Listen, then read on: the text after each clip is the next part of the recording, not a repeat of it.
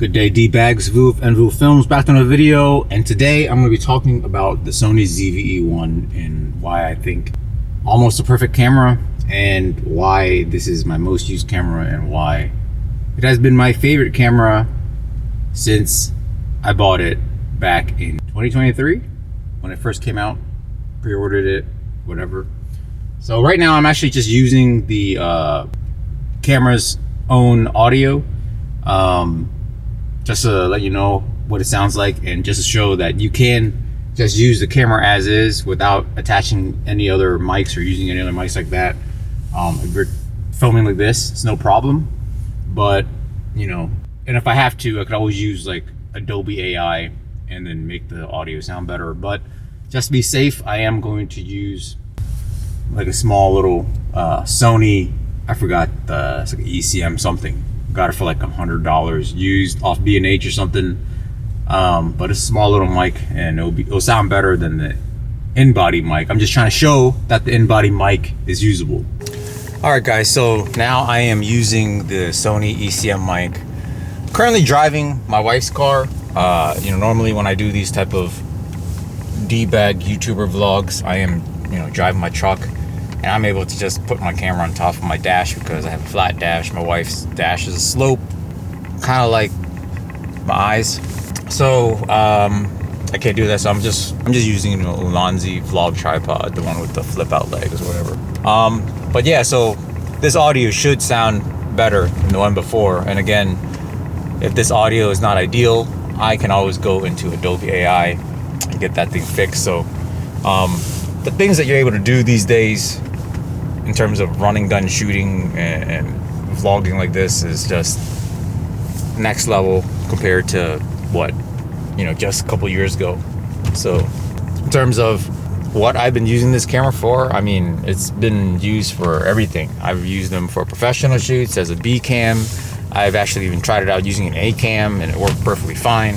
But mostly I just use it for, lack of a better word, just content creation. Like every video I have done with me talking in it, and you know, even me not talking in it, but pretty much all of the ones, guaranteed, the ones that I'm talking in it, has been filmed on the Sony ZV-E1 since I got it.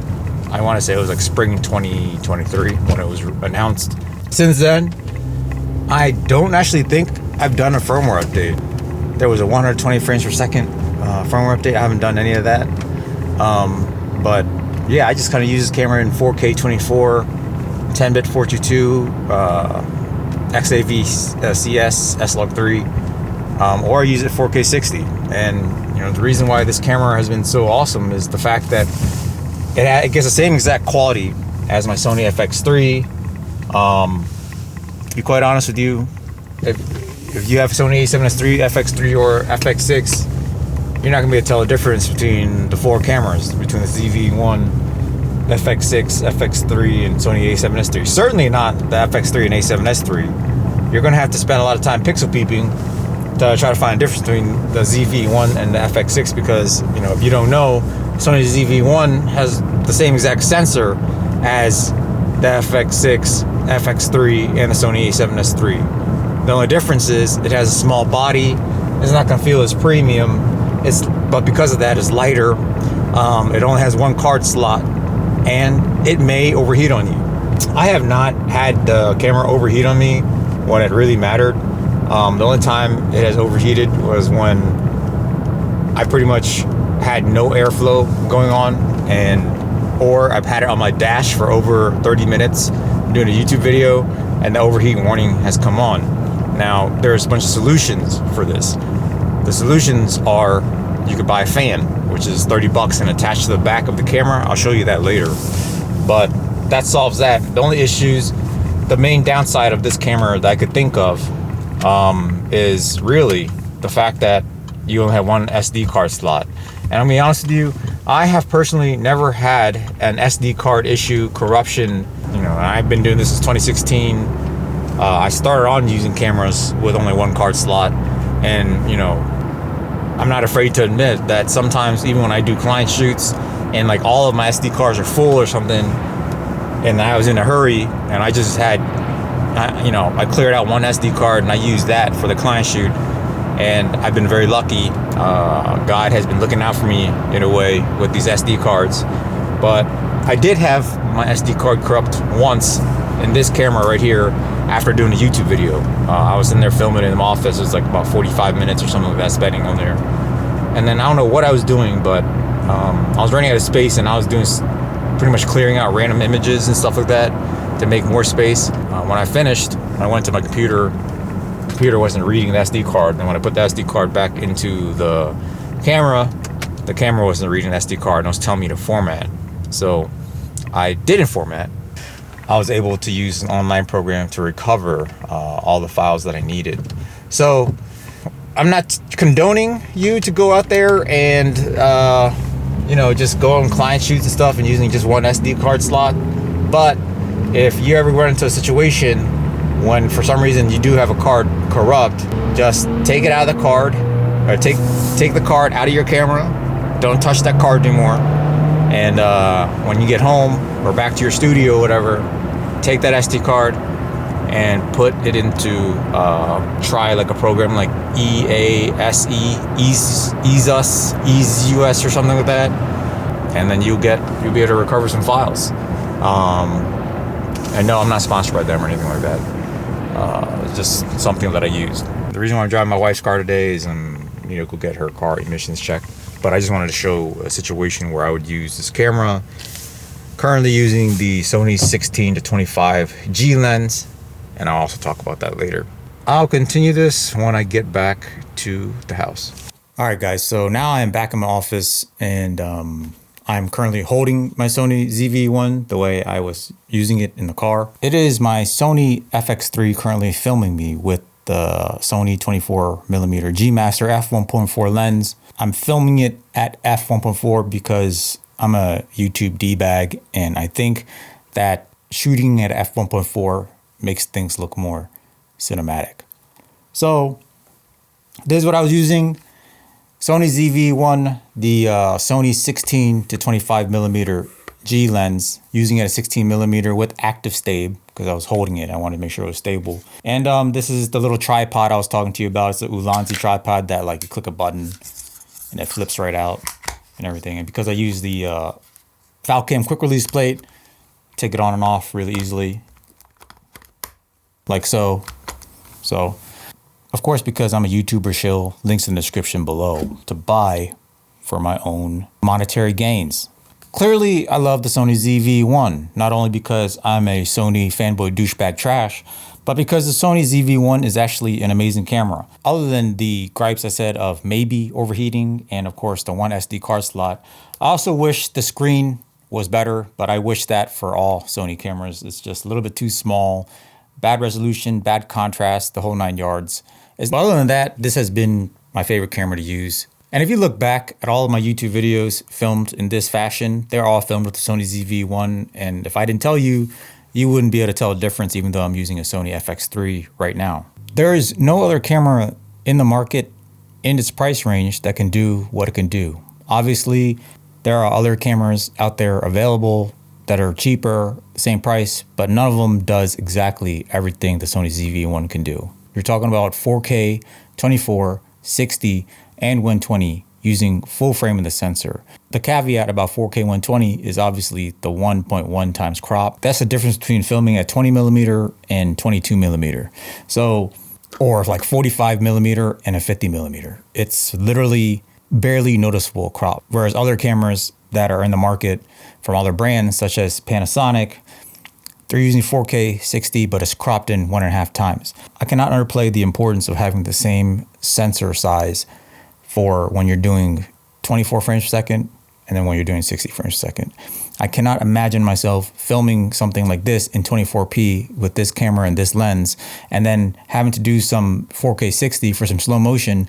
And then when I use this camera and this lens, the image is substantially cropped in. Right now I'm filming this in 24. If I switched over to 1.5 times crop, it's going to be like a 35. It's a huge difference when you're trying to film. But the fact that it could do 24 and 60p full frame, you know what you're dealing with, and you know there's consistency. But also comes to another one of my complaints about the Sony ZV-E1 is the resolution. Not because I don't think 4K is enough, not because I don't think 12 megapixels is enough to shoot the occasional photo. It is a fact that I wouldn't mind being able to shoot 4K APS-C mode 1.5 times crop to get a tighter shot if I wanted to. Let's say I'm at 25 millimeter on this lens and then I want to zoom in a little bit more. I could digital zoom, clear image zoom, and as much as people say it's like good quality and all that, yes, it's decent enough. It is still cropping into the sensor, so Sony's doing some sharpening here and there. If you pixel peep, you notice it. If it was able to do an actual 4K APS-C crop, still maintain true 4K resolution. Other cameras, like let's say the Sony A7C II or like A7 IV, it could do 4K 60 cropped, but that is only, it could only do that. It can't go back to full frame. And usually the only reason why I would want to be able to crop in is when I am using something like 4K 60, because I'm filming some B-rolls and then I just want a tighter shot. But when I'm doing like talking head things like this, I'm just setting it at 24p. Whatever the sensor crop is, it doesn't matter because I've already planned to shoot it a certain way. You factor in all those specs, you got the AI tracking, you know, you name it, dynamic active stabilization, you know, but that does a 1.3 times crop. It does allow you to do additional things. And like I said, it is going to be somehow algorithm modified 4K, because I don't think cropping in the 12 megapixel sensor 1.3 times, you're still maintaining a full 4K. So Sony is trying to do some wizardry to like upscale it into true 4K, but I don't think it is. And then of course, I mentioned it in previous videos before, but because once you go into a 1.3 times crop, it's pretty close to 1.5 times crop of APS-C, which means you could actually use APS-C lenses with your Sony ZV-E1 in dynamic active stabilization and get super stable footage. I mean, it's not gimbal, you know, but it's pretty damn close. And you could use a lens like the APS-C Sony 15mm G f1.4 lens and get something close to like a 19.5 to 20mm equivalent focal length with little to no vignetting. And then you could also use something like the 11mm APS-C lens and do 1.3 times crop and get little to no vignetting and get something along the lines of like a 14.5mm focal length. And on top of that, these lenses are small. I mount the 15mm G lens and look at how small your camera is. There's roughly a 20mm focal length f1.4 and it's a tiny setup. But again, although the image quality looks fantastic, it's not the same image quality as a full frame. It's not the standard image quality of using the full frame sensor or the 1.1 times crop with active stab. Obviously, when I'm sitting here in the studio and doing most of these talking head stuff, I'm using the Sony 24mm GM f1.4. It's completely unnecessary for 1.4. Like again, I'm just YouTube D-bag trash that likes 1.4 because I think it looks more cinematic. I'm just a piece of trash. I am just a content creator shill D-bag. Don't mind me. The lens that I've been loving is the Sony 24-50G, simply because of the size. I mean, as you can see, it's pretty much the same size as the 16-25G, but it's giving you like a more normal focal range. 24mm is plenty wide enough, and then you get the nice 50 to get some nice portrait lenses in. Like if I had to pick one lens to buy and just do everything I need to do for content creation, filmmaking, whatever, with the Sony ZV-E1, it'll be the 24-50 because of the size. Of course, there's the 24-70s and stuff like that, but those things are really big, more expensive, the whole 9 yards. This would do the job for you, no problem. And plus, it is not as clinical as the 24-70 GM2, so it does have some nice character to it, a little bit of swirl in the bokeh, which I really appreciate, in the 24-50. If for some reason the 24-50 is too expensive, there's also the Tamron 20-40mm f2.8, which I've been recommending before this lens came out. The reason why I appreciate this lens a little more is because I do like the difference between 40 and 50mm. 10mm is a pretty big difference in terms of focal length, in my opinion, and actually fits in quite nicely between the 16 and 25. If you can't make a decision between the two lenses, the Tamron 20-40 might be a good choice, all because it's cheaper. Of course, the 16-25 can get to 16. And the reason why the 16 is important is because I also film real estate from time to time, and this would be my real estate lens, which is the 16mm is required. Also, for situations like I'm in my car vlogging, I leave it at 16, put on active stab. I'm getting to probably like 18mm lens. It's wide enough to give me the stability, but also when you're like handheld shooting, you want as much, you want more width. 16mm helps give you the space you need when you're doing this, you know, this kind of video. Obviously, I would like if this 25 millimeter could reach at least a 28 or 35, but I'll take it. 25 millimeter is fine. It gives me a more of a standard wide angle look instead of like a super wide, like a 16. But this lens excels at just overall image quality, autofocus performance over something like a 20 to 40 Tamron.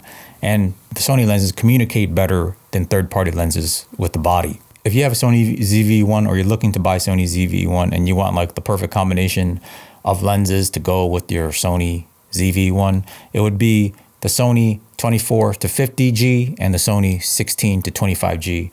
And I feel like Sony made these lenses specifically for cameras like the Sony ZV-E1 A7C II and all these other smaller body cameras. Now, obviously you're looking at this and you're like, well, you don't have like a tighter telephoto range.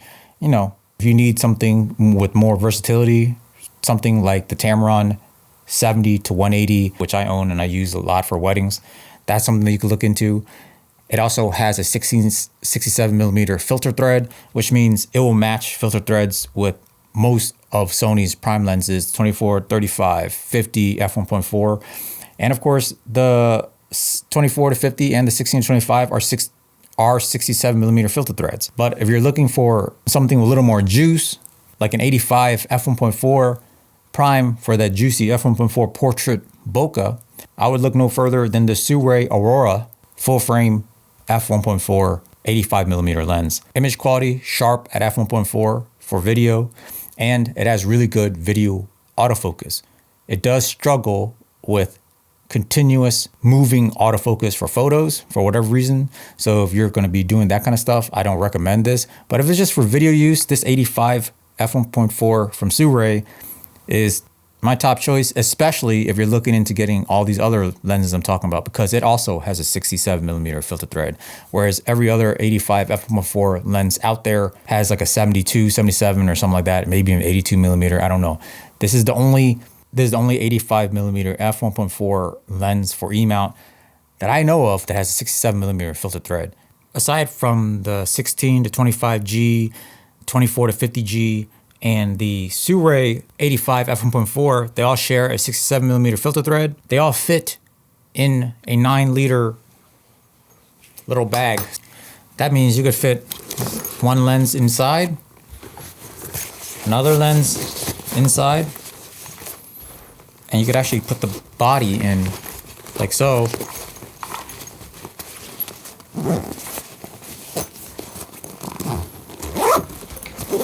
So in this one 9-liter sling bag, you could fit ZV-E1 with 24 to 50G, 85 f1.4, and a 16 to 25G. And obviously you're gonna need batteries. And if you're like me, who has had these Z batteries for pretty much since like 2017, 2018, some of these Z batteries I have, they're really old. They're starting to lose their charge. I mean, you're talking about, what, 6 years worth of a bunch of work, charging and recharging.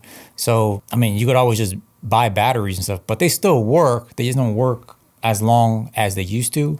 So I have like this little battery charger here. It's from this brand called Lano, I think. It's like 2 L's. But this is a Z battery charger.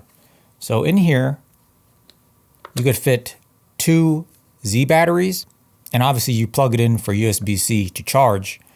But this is actually a power bank, 12,400 milliamps. That is 44.64 watt hours. So even when it's not plugged in, it's a power bank. You could charge like your cell phone and stuff with it also.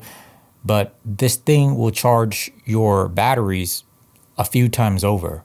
So if you just have this in, every time you guys switch out battery, you put the battery into this charging case and your battery will just start recharging itself. As you're using the other battery, once that's gone, you put that battery back in here and you take out another fresh battery, and you're gonna constantly have a full battery, or at least close to full battery, while you're shooting.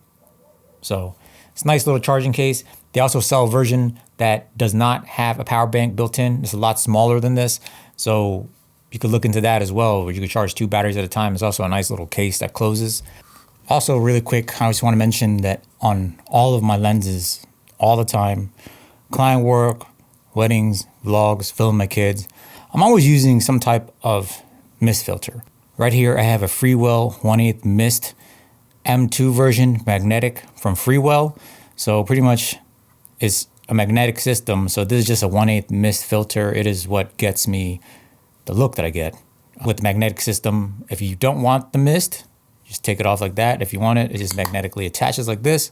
I also use VNDs, usually when I know I don't want to use slow motion, because if I crank shutter, you're gonna get really jarring, no motion blur type of look. And slow motion helps alleviate that issue. But if I use 4K 60 footage and I'm cranking shutter or whatever, and I leave it at 24 frames per second on the timeline, moving normal speed is too jarring. So I try to use a VND as much as I can, just so that I do have an option of normal 24 frames per second speed on my footage without it looking horrendous. Other things that you've probably noticed that I have on my Sony ZV-E1 is a cage. Right now I'm using the newer cage for the Sony ZV-E1, and the reason why I like this cage is because it's really light, it's well made, it has a grip. It's just a fantastic little cage. I like the fact that it has like a NATO mount built in right here. It has a NATO mount here. It has all like the necessary screws you would need to rig this out the way you want. The bottom of the cage also already has an Arca Swiss plate. It will fit automatically with your DJI gimbal, so you don't have to like worry about rigging anything else on it. I actually have a Falcon plate at the bottom here. So it's just a really high quality cage, has all the features you need for a cage in general. I like using, even though I like the small camera, I still want to have a cage on my camera just for protection, just in case I bump it, accidentally drop it, which I never have before, but it's just there. And I heard cages help with heat dissipation if needed. This is the Sony mic that I was talking about. It's a tiny little mic like this, and you just put it into the hot shoe. It communicates with the hot shoe. You cannot adjust levels or anything. It does all that by itself. The sound quality of it was when I was driving in the car. The reason why I like this mic over the other ones is simply because of the size. If I wanted better high quality mic, I'll be using a straight up shotgun mic like this Kamika VM40 that I'm using right now, you know, recording 32-bit float internally into the mic. I'll sync and post later. I've talked about this microphone multiple times before. And those of you who thought that I was just shilling for Kamika, talking about the mic just because they sent one to me, I've been using it in like all of my videos. So I love this mic. Earlier, I was talking to you about overheating concerns with the Sony ZV-E1. I've never had the Sony ZV-E1 overheat on me while doing a client shoot. Ulanzi makes this fan, it's roughly $30. This is the little battery, and this is the fan itself. And I've shown this in another video, but pretty much it just clips. You just push it in, and it just, now it's like stuck to the camera, and the battery just attaches magnetically like this. And then if you're ever worried you're doing some long live stream, you're doing some long take video that's going to be like an hour, put this fan on and you're good to go. Of course, it's a fan, it's going to make fan noises, so I do recommend you having a different audio source instead of something audio going right into the camera.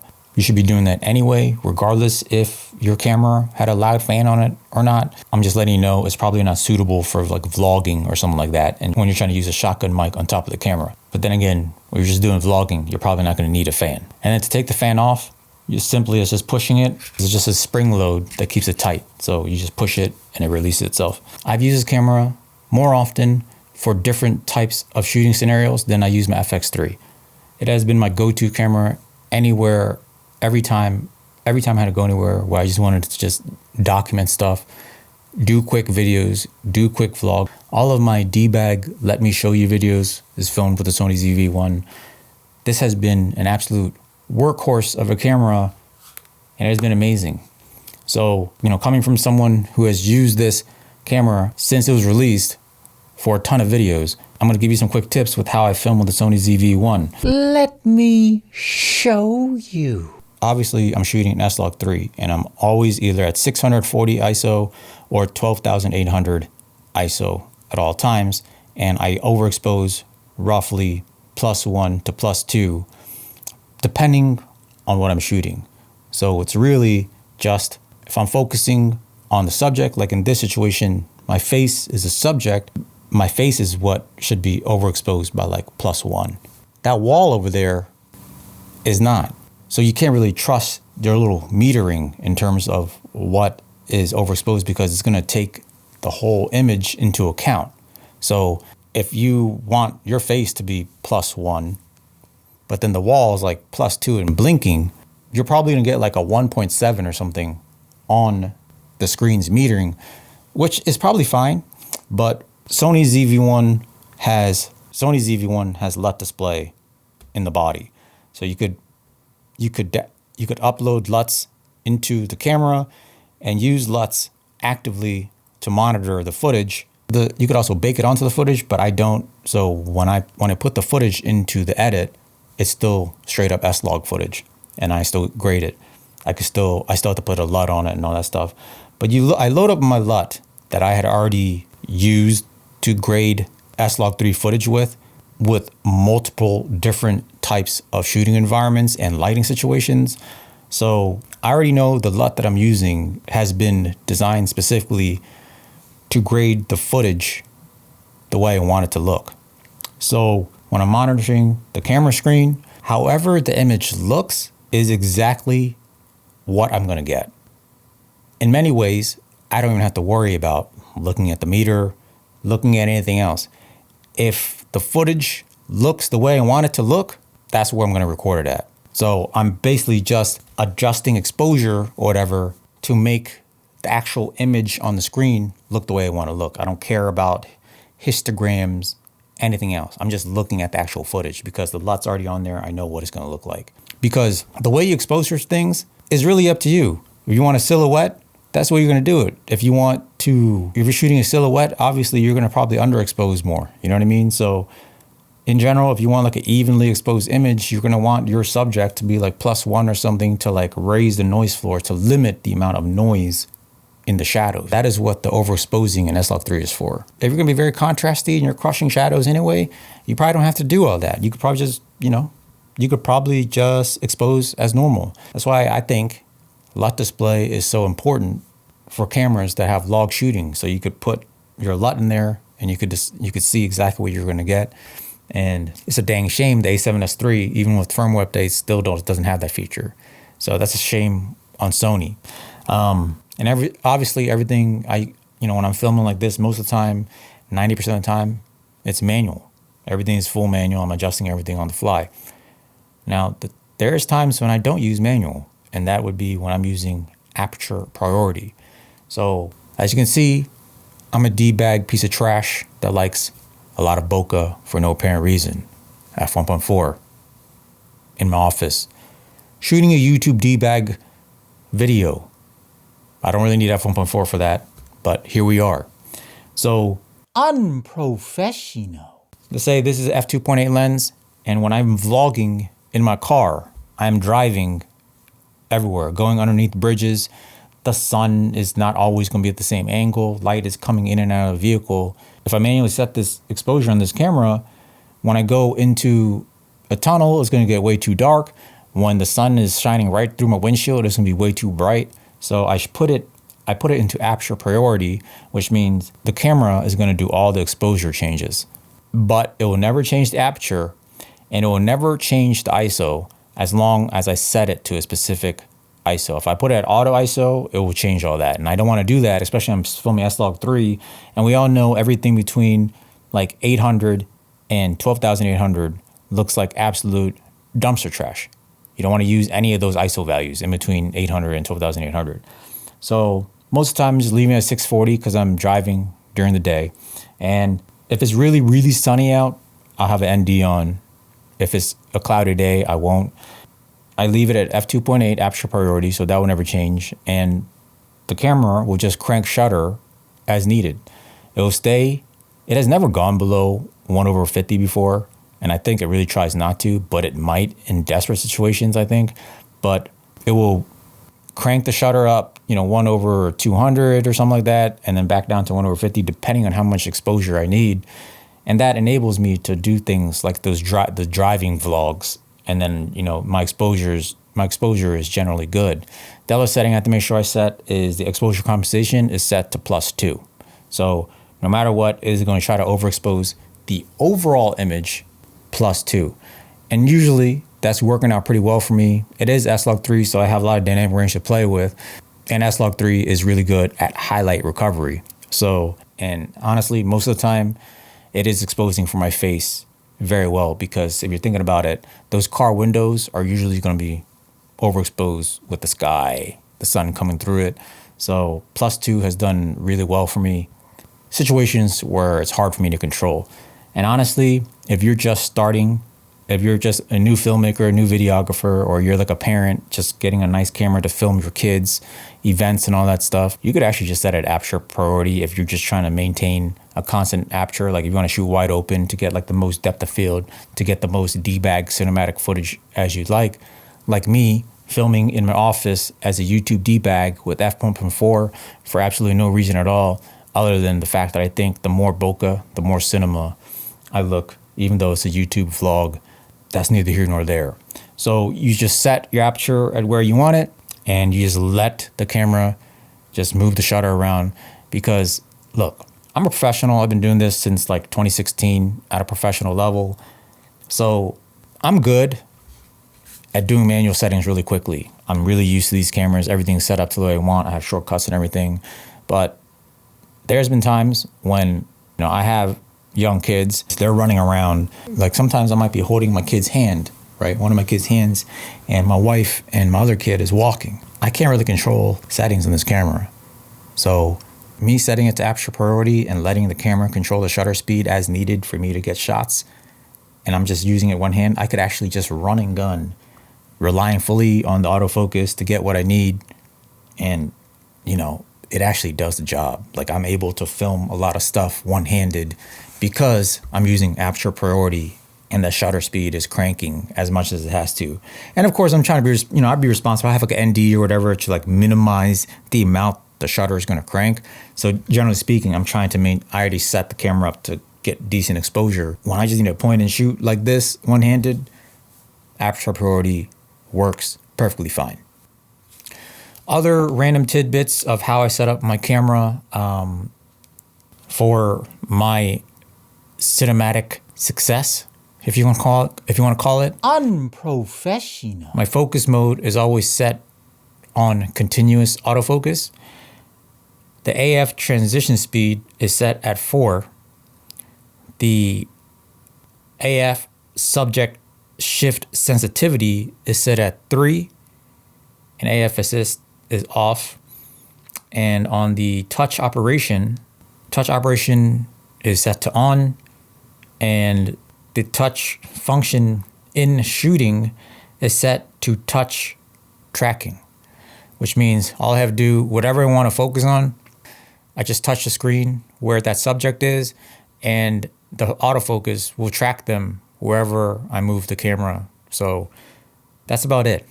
Everything that I use is links in the description, because again, I'm a YouTube debag shill trying to make money off of you watching this video.